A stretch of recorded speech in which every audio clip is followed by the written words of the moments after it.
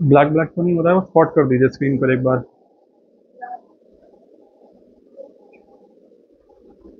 चलिए अभी स्टार्ट करते हैं। कल कुछ होमवर्क था? नहीं था। मजे आ गए आप लोगों को। चलिए, आज हम लोग क्या क्या करने वाले हैं, एक थोड़ा सा इंट्रोडक्शन ले लेते हैं पहले। एक हम कॉल्स इन एरियर्स और कॉल्स इन एडवांस का एक छोटा सा क्वेश्चन करेंगे, और उस क्वेश्चन के बस उसकी एंट्री पास करेंगे। बस वो जो स्पेसिफिक मुश्किल वाली एंट्री होती है जिसमें कॉल्स इन एरियर्स भी आता है, कॉल्स इन एडवांस भी आता है, वो वाली एंट्री पास करेंगे।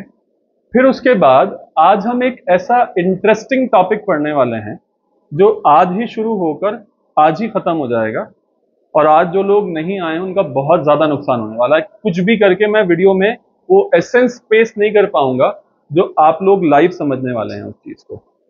तो पॉइंट ये है कि जब भी 12th क्लास को पढ़ते वक्त 99% बच्चे जो हैं इस टॉपिक को छोड़ के चले जाते हैं, जबकि ये बिल्कुल ऐसा टॉपिक है जो बच्चे भी आराम से सॉल्व कर सके, क्लास 11th के। बहुत ही आसान। एक बात मुझे आप लोग ये बताइए कि अगर आप कोई सामान किसी से उधारी में खरीदते हैं, से सपोज आपने हसन ट्रेडर्स से उधारी में सामान खरीदा, तो आप लोगों ने अपनी बुक्स में क्या एंट्री पास करी होगी?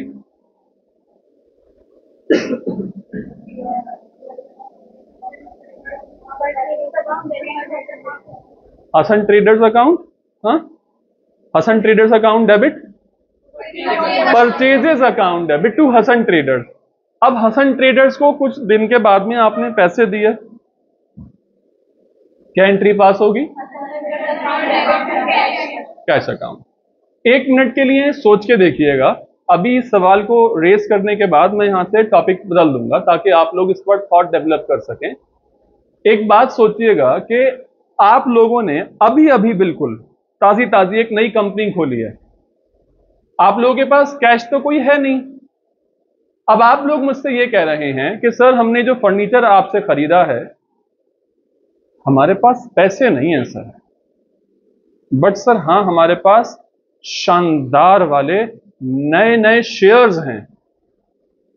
एक काम करिए, आपको हमें 10,000 रुपए देंगे ना, मुझे 10,000 रुपए मिलने थे आप लोगों से, 10,000 रुपए मैं पे करूंगी ना सर आपको, आप ये बोल रहे हो मुझको।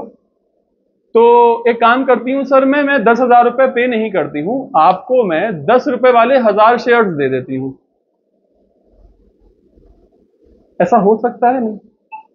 ट्रांजैक्शन के पॉइंट ऑफ व्यू से सोचो, मत सोचो ये बात कि आप कोई अकाउंटिंग की कोई कोर्स क्लास 12th में कोई चैप्टर पढ़ रहे हो, उस बात को छोड़ो एक मिनट के लिए।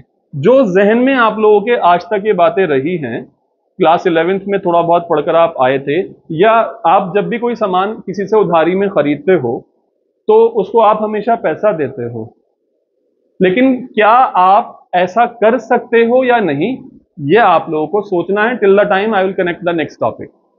बहरहाल अभी के लिए फिलहाल आपके सामने जो क्वेश्चन रखा हुआ है, इसमें आप लोगों को 2 मिनट का टाइम दिया जा रहा है। आप लोगों को क्वेश्चन पढ़ना भी है इसी 2 मिनट में, क्योंकि ये रिपीटिशन है और मुझे एंट्री भी बतानी है। ठीक है भाई, सामने है आपके।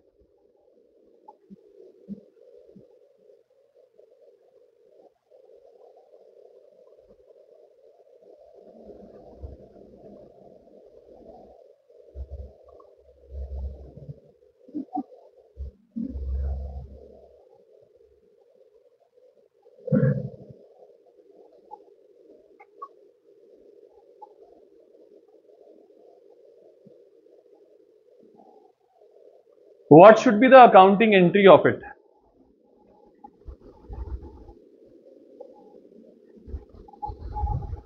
इतनी मुश्किलों में क्यों बैठे हुए हैं, आगे बैठ जाइए ना।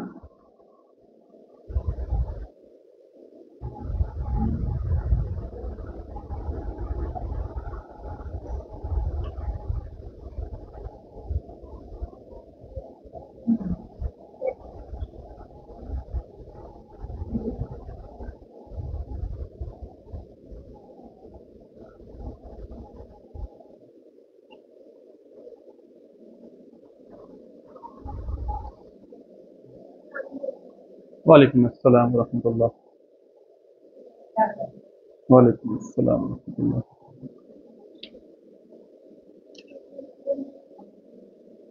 यार 2 मिनट तो हो गए, आंसर नहीं आया अब तक। How much is the calls in arrears वाले शेयर्स? कितने हैं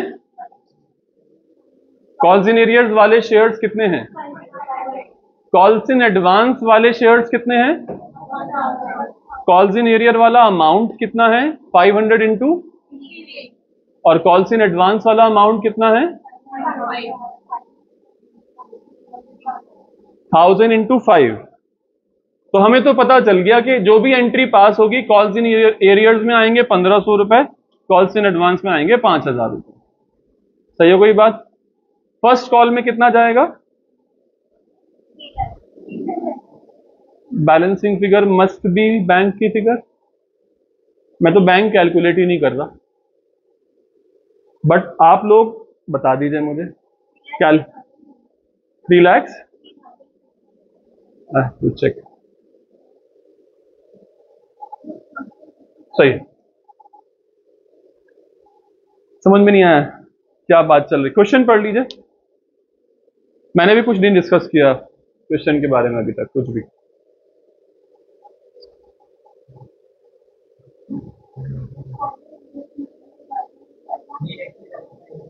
एक मिनट बेटा। हाँ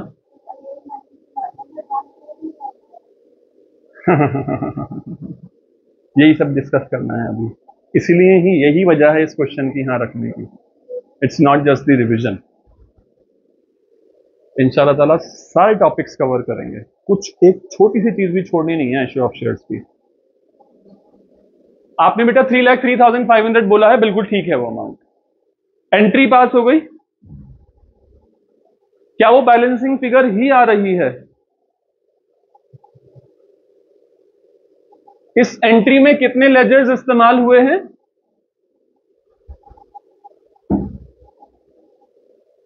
आप लोग स्लो जा रहे हो यार, क्या बात? इतना टाइम क्यों लग गया इस एंट्री को पास करने में?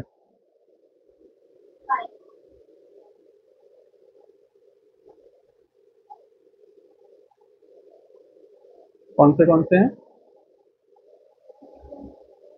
Equity share first call, capital. Capital वाली एंट्री भी आपने भी पास करी है क्या, या इसी में कंबाइन करी है? इक्विटी शेयर कैपिटल वाली अलग पास, कॉल वाली एंट्री पास करने के बाद फिर बैंक वाली एंट्री पास करी। अच्छा, ड्यू वाली अलग पास करी है। मैं बैंक वाली रिसीविंग वाली की बात पूछ रहा हूं, उसमें कितने लेजर्स हैं? 4। बस मैं यही कंफर्म कर रहा था। अरे बच्चा बताओ, हुआ नहीं हुआ? नहीं हुआ अभी भी सर? क्या कर रहे हैं आप लोग यार? मुझे गुस्सा भी आ जाता है लेकिन। जी बेटा, मैं हिंदी पढ़कर बताऊं आपको? Pass the necessary journal entry for the amount received in the books of the company. सिर्फ और सिर्फ रिसीविंग ऑफ फर्स्ट कॉल के टाइम पर जो एंट्री पास होनी है वो एंट्री पास करके बतानी है। अब इसमें मैं आपको कैसे बताऊं? और बताइए बेटा, दिखाइए नोटबुक दिखाइए।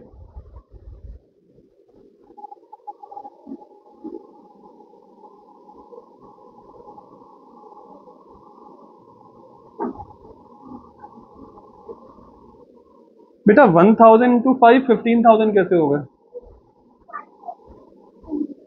और वही अमाउंट आपका 10,000 ऊपर बढ़ा हुआ है।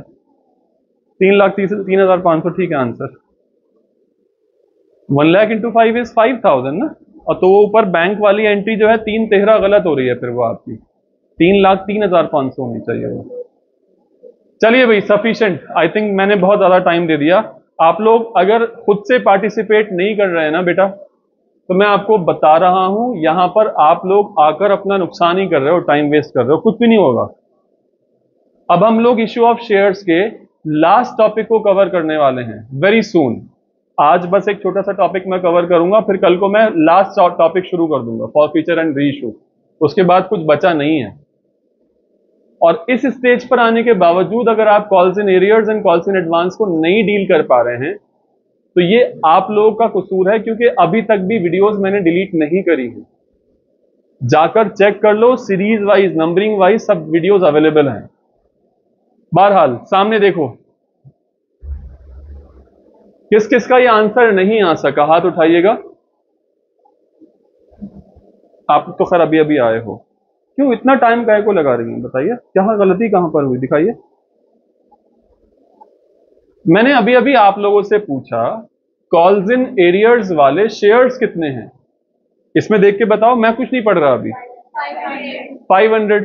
कॉल्स इन एरियर्स यानी कि फर्स्ट कॉल पर कितना रुपया मांगना था हमें, तो 500 शेयर पर 3 रुपया आ नहीं सका, तो सॉलमन भाई ने कितने पैसे दिए, 1500 रुपए। इसमें कौन से बहुत बड़े गणित लगाने हैं भाई, कोई कौन सी रॉकेट साइंसेस लग गई जो एमटेक में पढ़ाई जाती हैं, बताओ, बहुत बड़ी गणित लग गए इसके अंदर। अच्छा एक बात बताओ, कौन कितने नंबर ऑफ शेयर्स ने पैसा जो है ज्यादा एडवांस में दे दिया पहले ही, कितने नंबर ऑफ शेयर्स ने, 1000 शेयर्स ने। कौन सा वाला पैसा एडवांस में दे दिया, सेकंड कॉल वाला। सेकंड कॉल पर पैसे कितने थे, 5 रुपीज के, तो कितने पैसे कॉल्स इन एडवांस के आ गए। इक्विटी शेयर कैपिटल से शेयर फर्स्ट कॉल ने इक्विटी कैपिटल को कितना रुपया दिया था, कैसे पता लगाया, total number of shares into first call amount, 1 lakh into 3 rupees.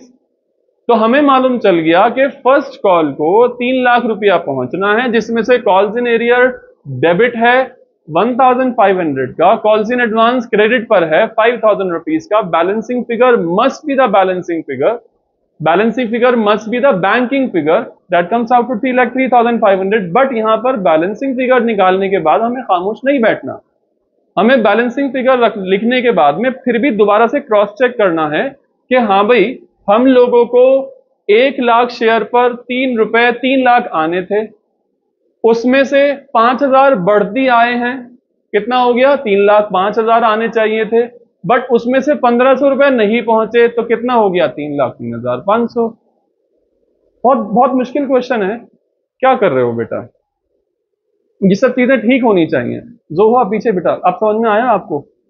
मेरा अगला सवाल, हम बैलेंस शीट को ऊपर ऊपर से बहुत अच्छे से जानते हैं, जानते हैं लाइबिलिटी साइड में कितने मेन हेडिंग्स, कितने मेन हेडिंग्स, 4। सबसे पहली शेयर होल्डर्स फंड, दूसरा ब्रॉडर हेडिंग्स की बात कर रहा, share application money pending allotment, तीसरे नंबर की हेडिंग नॉन करंट लाइबिलिटीज। पहले जो चीज फिक्स्ड है उससे हम नॉन फिक्स की तरफ, जो चीज फिक्स्ड है उससे हम करंट की तरफ नीचे आते चले जा रहे हैं, तो इसलिए नॉन करंट पहले और करंट बाद में। तो पहले हमने लिखा नॉन करंट लाइबिलिटीज, उसके बाद हम लिखेंगे करंट लाइबिलिटीज, कैसे होता है। और एसेट साइड में नॉन करंट और करंट। सिखाते वक्त मैंने कुछ चालाकियों से आप लोगों को पुरानी चीजों को कनेक्ट करने के लिए कुछ नामों को चेंज किया था, सही वक्त आने पर मैं आप लोगों को वो चीजें बताता चला जाऊंगा। बट अभी के लिए मेरे पास 4 बड़ी हेडिंग्स हैं, उन 4 बड़ी हेडिंग्स का नाम में से सबसे पहला नाम था शेयर होल्डर्स फंड, जिसमें हम शेयर कैपिटल और रिजर्व एंड सरप्लस लिखते हैं। दूसरी हेडिंग थी share application money pending allotment, जिसके अंदर एप्लीकेशन पर पैसा तो आया हुआ है बट अब तक उसका तिया पांचा नहीं किया गया रेस्पेक्टिव जगहों पर। तीसरा था नॉन करंट और चौथा था करंट। मेरा सवाल आप लोगों से इस वक्त ये है, जो कॉल्स इन एडवांस में जो पैसा 5000 रुपए लिखा है आप लोगों ने, उसको आप कहां शो करोगे।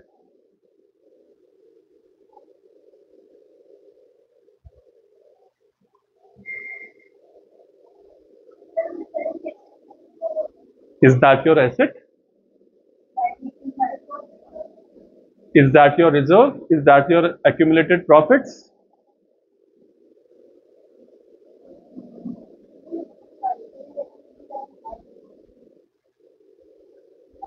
देखो सोचना तो पड़ेगा बच्चा।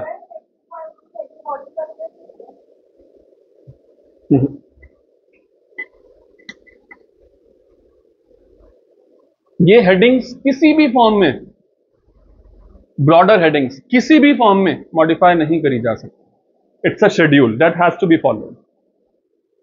और इवन इनकी सब हेडिंग्स जो हैं आप उनको भी चेंज नहीं कर सकते बिल्कुल भी। नोट्स टू अकाउंट्स में कुछ चीजें आप ऊपर नीचे कर सकते हैं, वहां पर आप कुछ चीजें अपनी मर्जी से लिख सकते हैं, बट ये ब्रॉडर हेडिंग्स और सब हेडिंग्स आप लोग चेंज नहीं कर सकते। आप में से बहुत सारे लोग अभी भी फोकस्ड बैठे हुए नहीं हैं, and I can guarantee that. और उन बच्चों के फोकस ना होने की वजह से मैं अपना क्वेश्चन उन लोगों को अभी तक नहीं बता पाया हूं। उन लोगों के दिमाग में मेरा सवाल पहुंच ही नहीं पाया है। मेरा सवाल मैं फिर से रिपीट कर रहा हूं, मैं पूछ रहा हूं कि जो कॉल्स इन एडवांस वाली एंट्री आपने 5,000 रुपए की करी है बैलेंस शीट में, इसको कहां जाकर लिखेंगे? कॉल्स इन एरियर्स कहां लिखेंगे?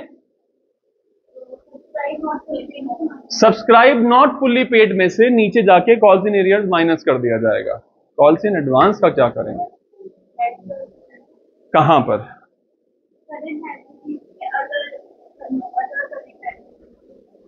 तो शेयर कैपिटल में नहीं लिखेंगे, ऐड नहीं करेंगे कॉल्स इन एडवांस में। देखो, आप लोग इंडिविजुअल लेवल पर जब सोचोगे नहीं ना बच्चा, तो यहां पर ना मैं आप लोगों को पुश नहीं कर पाऊंगा आगे। मैं आप लोगों का ध्यान खींच खींच कर नहीं ला सकता। आप लोगों का ध्यान मेरे पास अगर है तो मैं उसको आगे बढ़वा सकता हूं। या तो इस वक्त मैं ध्यान जमाने का ही काम कर लूं, साहब ध्यान केंद्र खोल लूं मैं यहां पर कि हाँ भाई साहब विपस्सना मेडिटेशन सेंटर चल रहा है यहां पर, और साहब आओ आप अंदर की आत्मा को शांति देते हैं, फोकस बढ़ाते हैं। वो एक डिफरेंट फिलॉसफी पे बात चली जाएगी। यहां पर मैं पढ़ाने के लिए हूं ना बच्चा, और जब मैं पढ़ा रहा हूं तो फोकस आप लोगों को मेंटेन करके रखना है। पेड अप कैपिटल का पार्ट होगा वो, is that you are saying? हाँ मोमिना बेटा कुछ सोचा? वहीं पर ही कॉल्स इन एडवांस ऐड कर देते हैं, फुल्ली पेड में जाकर ऐड कर दें। जो इज्जतदार लोग हैं, सम्मानित किए जाने वाले ऊपर वाले लोग हैं, उसमें दिखा दिया जाए। इसका मतलब यह है कि आपने उस कैपिटल को जो अभी तक कॉल ही नहीं करी गई है उसको अपना कैपिटल मान लिया है, हैं? जो कैपिटल अब तक कॉल ही नहीं करी गई है आपने उसको शेयर कैपिटल का हिस्सा मान लिया है।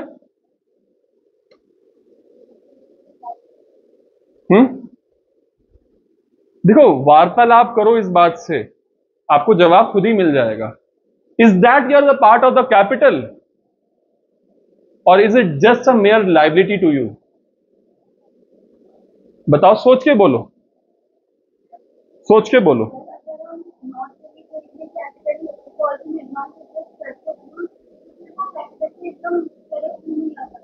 करेक्ट व्यू आ ही नहीं पाएगा, पता ही नहीं चल पाएगा, तो फिर उसकी एक अलग कैटेगरी बनानी पड़ेगी। लेकिन वो सारे सवालों को छोड़ो, पहले मैं एक बात पूछ रहा हूं, क्या ये कैपिटल के लिए पैसा दिया गया है? क्या ये कैपिटल वाला पैसा है? इसका मतलब तो ये हो गया कि मैंने पब्लिक से जाकर कहा ही नहीं कि हाँ भैया तुम हमें लाकर पैसा दो, जो लास्ट वाली 5 रुपए का कैपिटल का हिसाब बनता है।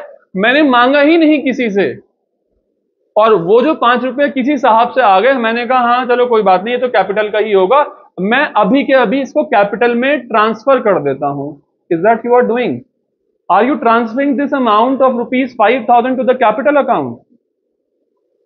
बताइए मुझे। तो क्या ये 5,000 रुपए कैपिटल का पार्ट बन सकते हैं? आपको तो खुद ही जवाब मिल गया। अगर ये 5,000 रुपए कैपिटल का पार्ट ही नहीं बन सकते तो भाई ये शेयर कैपिटल में कैसे आ सकता है? सोच के बोलो यार, आएगा ही नहीं शेयर कैपिटल में। और जब ये शेयर कैपिटल में नहीं आ सकता तो शेयर होल्डर्स फंड में भी कैसे आ सकता है? It's not a part of a money received against share warrants, it's not a part of a reserve and surplus. तो क्या है ये बवाल फिर? Share application money pending allotment, उसमें तो सब पॉइंट्स है ही नहीं, सब हेडिंग्स है ही नहीं, बस एक ही है बस।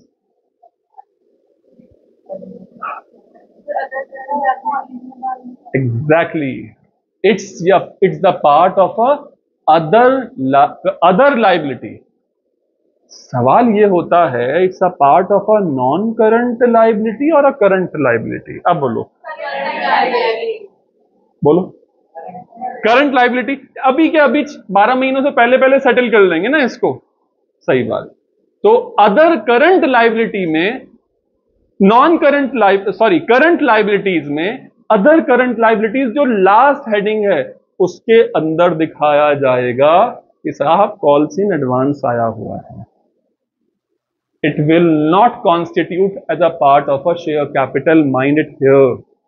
ये बहुत कंफ्यूजिंग चीज होती है, लीड से हटके। हर बच्चे का सवाल जवाब जो है इस बात पर यह होता है कि चलो ठीक है, शेयर कैपिटल का ही तो पार्ट है, शेयर कैपिटल में जाकर लिख देते हैं।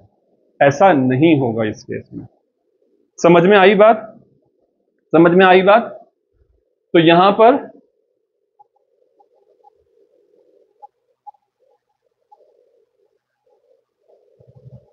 ये मैंने लिखा है नीचे, calls in advance ₹5,000 will be shown as a other current liabilities under current liabilities.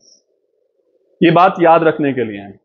चलिए भाई, लास्ट टॉपिक जो है मेरा, इस आज का जो मैं एक नया टॉपिक स्टार्ट करने जा रहा हूं, वो टॉपिक आज ऐसा टॉपिक है जो आज ही शुरू होकर आज ही खत्म हो जाएगा। सही है? तो मैंने आप लोगों से ये कहा था कि अगर 10,000 रुपए का मैंने, आप लोगों ने मुझसे कुछ सामान खरीदा है, तो क्या आप मुझे कैश के बदले में शेयर्स चेप सकते हो? हां या ना? कर सकता हूं? नहीं? आप लोग मुझे शेयर्स दे सकते हो या नहीं? Depending upon the situation of my will.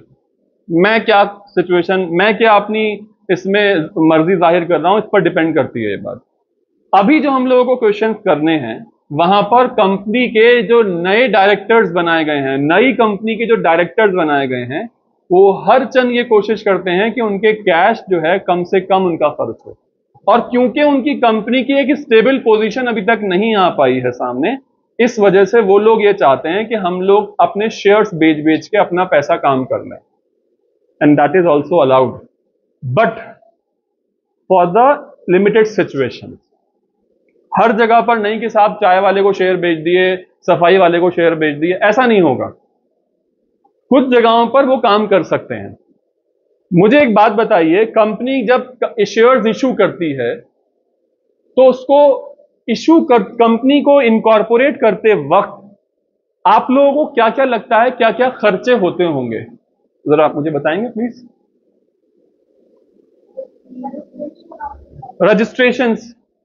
Registration होने हैं, आरओसी की फीस जानी है, और साहब इनकॉर्पोरेशन सर्टिफिकेट जाना है, कुछ ऊपर से भी जाना है।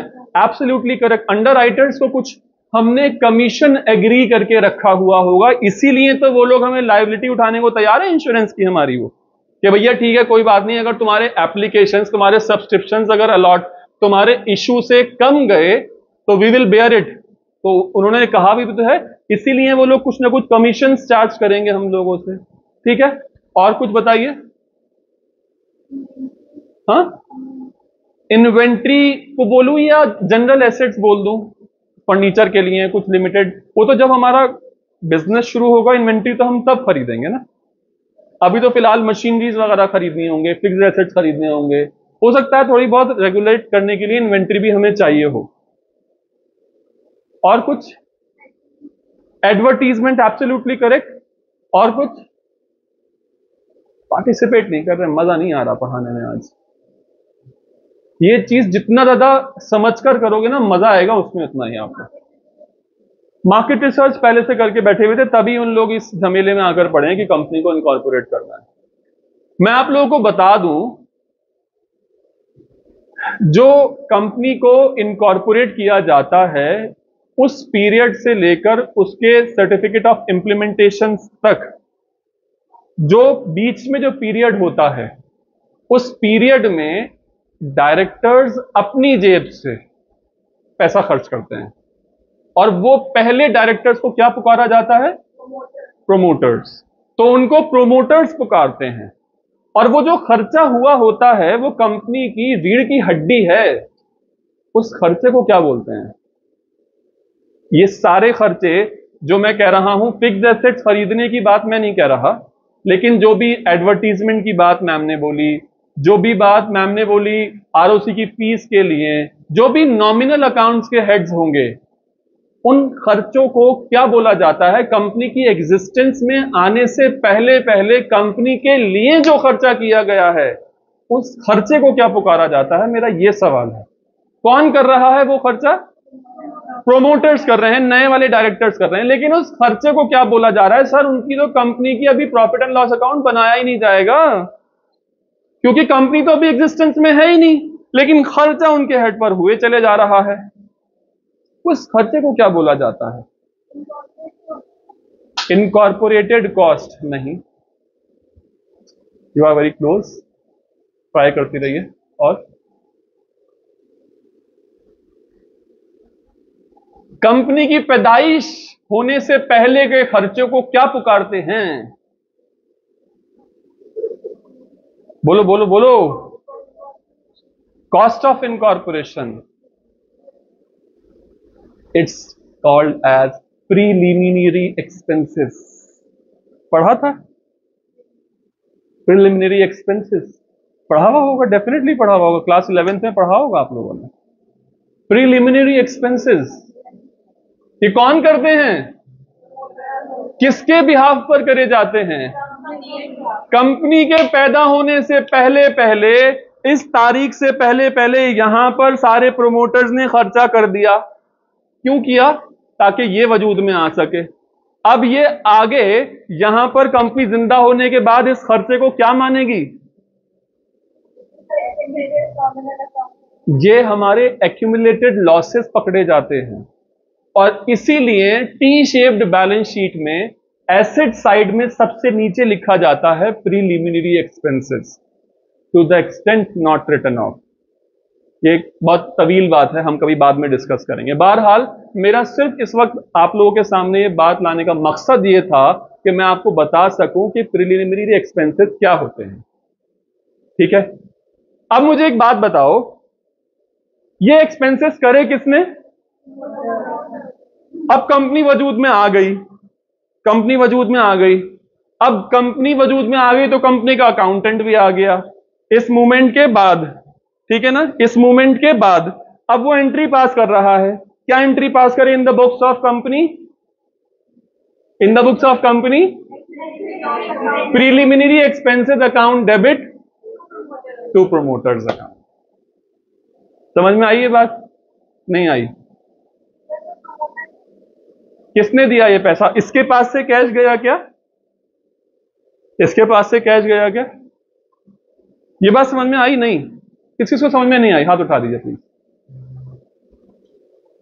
Preliminary expenses account debit to promoters account, ये बात ठीक हो गई? अब ये प्रोमोटर्स कह रहे हैं भाई साहब वो 2 लाख रुपए डाले हुए थे, जरा कुछ कर देते जरा। अब ये कंपनी क्या कह रही है? कंपनी कह रही है भाई पैसे तो है नहीं हमारे पास, एक काम करो तुम शेयर्स ले लो हमसे। एंट्री क्या पास करी जाएगी? Share what? Equity share what? Jaya Bachchan को डायरेक्टली बुलाकर पैसा दे दिया जाए, या बुलाया जाए शाहरुख खान, अमिताभ बच्चन, आ जाओ तुमसे पैसा लेने का है, तुम पब्लिक से जाकर मांगना, ये करना वो करना, क्या करा जाए बताओ? अब इनसे पैसा सब कुछ आ गया यार, डायरेक्ट सारा पैसा आ चुका है, इनसे इंस्टॉलमेंट्स बनवाने की जरूरत नहीं है। ये calls in arrear, calls in advance के चोचलों में नहीं पढ़ना चाहते। क्या होगा? Promoters account debit to equity share capital account, बात खत्म। सब चीजें आएंगी, सामने आएंगी, आप लोगों को मजा आएगा। दूसरी बात, आप लोगों ने मुझसे फर्नीचर लिया था, एंट्री क्या पास करी थी उस वक्त? In the books of company. Purchases, fixed asset is your purchases, furniture account debit to Hasan traders. अब हसन ट्रेडर मान गए हैं कि हाँ आप हमको पैसा दे दीजिए, वो कैश शेयर दे दीजिए। एंट्री अंडर राइटर, मैडम जो है, मैडम बहुत बड़ी आदमी है, बहुत बड़ी आदमी। मैडम ने कहा कि मैं 500 करोड़ के अंडर राइटिंग्स आराम से उठा सकती हूं। लेकिन जरूरत ही नहीं पड़ी, हमारी गुडविल बहुत शानदार थी साहब, हमारा नाम बहुत नामो नमूद बहुत था, जरूरत ही नहीं पड़ी। इन्होंने कहा कि मैं आपके सारे अंडरराइटिंग करने को तैयार हूं। हमने कहा ठीक है। इनसे तय हुआ कि 50 लाख रुपया इनको दिया जाएगा एज अ कमीशन, भले ही से इनको सारे शेयर खरीदने पड़े तब भी इनको 50 लाख रुपए का कमीशन दिया जाएगा। सही है बात? अब ये बताओ, ये अंडरराइटिंग कमीशन कंपनी के लिए क्या है? एक्सपेंस। तो हम एंट्री क्या पास करें? Underwriters commission account debit to underwriters account. ठीक है। अब इनसे बात चल रही है कि अरे आपको तो कोई जरूरत पड़ी ही नहीं ना, आपने तो शेयर्स कुछ करे ही नहीं, अंडरराइटिंग हमें जरूरत ही नहीं पड़ी, तो आपको हम कमीशन नहीं देते हैं, चलेगा? हाँ चलेगा नहीं? बताइए। देना पड़ेगा। अब कह रहे हैं इनसे कि आपको अंडरराइटर्स कमीशन हमें देना है, 50 लाख रुपए आपके हम पर ड्यू हैं, कैश नहीं है हमारे पास, एक काम करो शेयर्स ले लो। सही है ये बात? चल जाएगा इनको? नहीं चलेगा। अंडरराइटर्स कमीशन देते वक्त मेरे पास कैश नहीं है, मैं इनसे कह रहा हूं कि शेयर्स ले लो, आप ले लेंगी शेयर्स? ले भी सकते हैं, exactly, it's on her description. और अगर इस हालत में अंडरराइटर्स कमीशन को मैंने अगर दे दिए हैं पैसे शेयर्स, एंट्री क्या पास करूंगा? बस ये सब बातें मुझे आप लोगों के जबान से निकलवानी थी। और आप लोग, अब आप लोग यहां पर देखो, if the shares are issued for a consideration other than cash. Sir इतना लंबा करके काय को लिखने का? As a reader of the financial statement, जरा भर भी इस वक्त लैग की जरूरत नहीं है कंसंट्रेशन में, जरा भर भी नहीं। As a reader of the financial statement आप लोगों को ऐसा लगता है कि जब भी मैं शेयर्स लिखता हूं, शेयर कैपिटल लिखता हूं अपनी बैलेंस शीट में एज पर शेड्यूल 3, तो जितने भी शेयर कैपिटल में अमाउंट लिखे हुए हैं, जनरल परसेप्शन आप लोगों का यह होता है कि कंपनी को इन शेयर्स के लिए पैसा आया होगा। As a reader general public का यह परसेप्शन है। बट अगर मैं चालाकी कर करके खूब सारे शेयर धपाधप लगाए पड़ के मैं ऐसे शेयर्स इशू करता रहूं, तो जाहिर सी बात है मेरी शेयर कैपिटल तो बढ़ रही है ना। तो डोंट यू थिंक जो जनरल परसेप्शन है वो टूट रहा है, वो धोखे में पड़ रहा है? Don't you think that's so? बताइए। किसी ट्रांजैक्शन के लिए है, उसके अगेंस्ट हमारे पास पैसा नहीं आया है रोकड़ा, तो आपको लगता है कि वो रीडर को नहीं बताना चाहिए हमें? Reader of the financial statement general perception कि यार ऐसा हुआ होगा, तो ऐसा करा गया होगा, तो नहीं। Share warrants are totally different things बेटा, वो ईसॉप्स वाली बातें होती हैं, वो अलग बातें, अभी तक मैंने वो नहीं पढ़ाई है, शायद आप लोगों के सिलेबस में भी नहीं है वो। हाँ जी, तो मैंने तो कैश नहीं लिया ना उसके लिए, मैंने अपने पुराने लॉसेस को कवर करने के लिए ऐसे शेयर्स इशू कर दिए, तो ये बात ठीक है? आपको नहीं लगता कि reader of the financial statement के साथ धोखा हो रहा है? कैश नहीं आया फिर भी आपने शेयर कैपिटल बढ़ा दी। डोंट यू थिंक दैट इसके लिए आपको नहीं लगता कोई अलग से डिस्क्लोजर देना जरूरी है? देखो मैं बहुत बारीक बात बोल रहा हूं, शायद हो सकता है आप लोग मेरे सवाल तक भी ना समझ पाए हो, मैं जो इस सवाल का जवाब दे रहा हूं तो खाक समझोगे आप लोग। मेरा समझो मैं क्या बात बोलना चाह रहा हूं। अगर कभी ऐसी जुगाड़ों में मैंने शेयर्स इशू करे हैं, ऐसी टैक्टिक्स खेलकर मैंने अगर कोई शेयर्स इशू करे हैं, डोंट यू थिंक सो कि मुझे वहां पर कोई रीडर को ये बात स्पेसिफिकली बताने की जरूरत है, भैया इसमें से इतने नंबर ऑफ शेयर्स तो वो हैं जिसके लिए मुझे कैश रिसीव नहीं हुआ। आपको नहीं लगता कि ये जिम्मेदारी है आपकी eight the time of making of the balance sheet? ये आपकी जिम्मेदारी बनती है कि वो नंबर ऑफ शेयर्स आप अलग से डिस्क्लोज करो below the notes to accounts. अगर ये वाकई लगता है तो ये याद रखिएगा, ऐसा हमें लिखना होगा, of that 1000 shares issued above, से 200 shares are those which are issued as a consideration other than cash।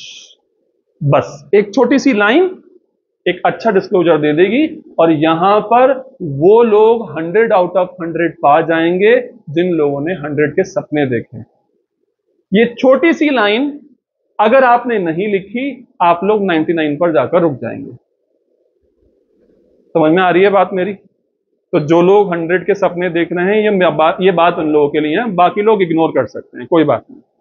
चलिए जी, हम आगे बात करते हैं। Shares issued for a consideration other than cash, किन किन की चीजों के साथ? For the purchase of an asset, like I taught about the furniture, like the issue of shares to promoters, और like the issue of shares to underwriters. अब एक बात बताओ, issue purchase of an asset पर मैं entry क्या pass करूंगा? At the time of purchasing an asset, asset account debit to vendor account बोल दूं। मैंने जैसे हसन ट्रेडर्स बोला था, तो मैंने यहां पर बोला sundry assets account debit to vendors account. यहां पर क्या करूं? यहां पर क्या एंट्री पास करूं? प्रोमोटर्स अकाउंट डेबिट, प्रोमोटर पैसा दे रहा है या पैसा पा रहा है? कैश अकाउंट, कैश लाके दे रहे हैं प्रोमोटर्स। प्रोमोटर्स को शेयर्स इशू क्यों कर रहे हो भैया? एग्जैक्टली, री की हड्डी जनरेट करी है इन लोगों ने। क्या है वो री की हड्डी? Preliminary expenses account debit to promoters account. Incorporation expenses जो आपकी बात थी, मैंने इसलिए बोला था, you are very close, but they are called it as a preliminary expenses only. Issue of shares to underwriters, underwriters को क्यों इशू करते हो? कमीशन ड्यू होने के बाद अंडर राइटर्स के नाम पर पैसा खड़ा हो गया है। क्या एंट्री पास करी थी eight the time of recording the under writers commission? अब आ जाओ, इनको शेयर्स इशू करने हैं, क्या एंट्री पास करूं? Vendors account debit to share capital. यहां पर क्या करूं? क्या करूं? अरे चिल्ला के बोलो यार, कैसे कमजोर बच्चे हैं यार। Promoters account debit to share capital account, और यहां पर underwriters debit to share capital account. एक बात बता दो बच्चा, पता नहीं शायद वो अगले क्वेश्चन में पूछूं तो ज्यादा, चलो अगले वाले साइड में बात करूंगा इस बारे में, इसी बारे में बात करनी थी। How will you present it in the balance sheet? इस बात को लिखने के बाद से सपोज ये सारे नंबर ऑफ शेयर जो हैं 200 बनते हैं सारे के सारे मिलाकर, तो बैलेंस शीट में क्या जाकर लिखोगे? नोट्स टू अकाउंट के नीचे क्या लाइन लिखोगे?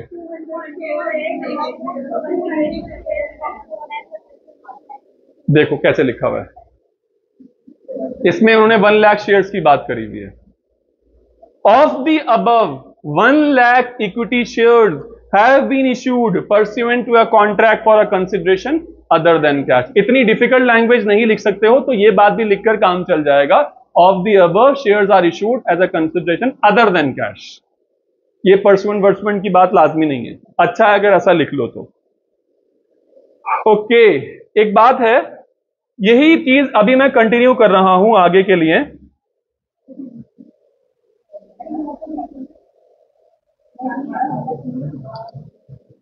पढ़ना जरा बेटा,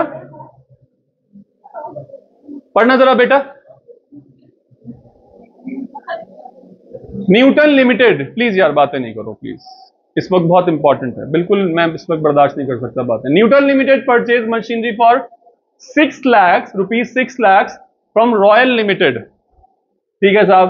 payment is to be made by the issue of equity shares of ₹10 each. सही है।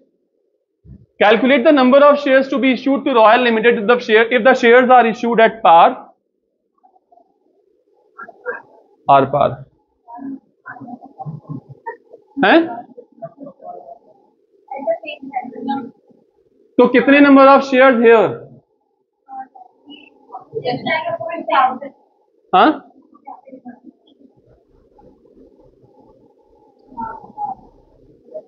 क्वेश्चन समझा? मैं क्वेश्चन रिपीट करूं? मैं क्वेश्चन रिपीट करूं अली? बहुत आसान है, आसान सी बात है बहुत। मैं क्वेश्चन रिपीट करूं? समझ में आ गई बात? नहीं? हाँ, पार का मीनिंग नहीं मालूम सर। पार मतलब बेस, बेस के बराबर। ये क्या है? प्रीमियम। ये क्या है? डिस्काउंट। ये क्या है? आर पार, बराबर। पीवी बैल, सीवी बैल, बैल बैल नहीं कह रहा मैं 11th वाले लोगों को याद आ गई होगी बात। बहरहाल बात चल रही है, ये है पार, यानी कि जो भी बेस था उसका, उसके बराबर। शेयर का बेस प्राइस क्या है? 10। तो अगर मैं 10 पे ही इशू कर रहा हूं तो मैं कहूंगा कि मैं शेयर इशू कर रहा हूं एट पार। अगर मैं उससे कुछ बढ़कर इशू कर रहा हूं तो मैं क्या बोलूंगा? At premium. अब बातें ये वाली छोड़ो, मुझे बताओ number of shares at point 2।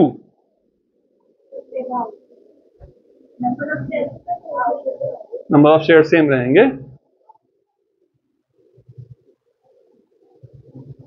What is the issue price here? हाँ, issue price here, here, here. और इधर उमर, मेरी बात पहुंच रही है आप तक? What is the issue price here और what is the issue price here? तो to calculate the number of shares आपको जो भी कंसिडरेशन पे करनी है उसमें से डिवाइड कर दीजिए इशू प्राइस। अगर 6 लाख डिवाइडेड बाय 10 करूंगा तो क्या आएगा? और 6 लाख डिवाइड बाय 12 करूंगा, और अगर मैं ये कहूं एट अ डिस्काउंट ऑफ 20% तो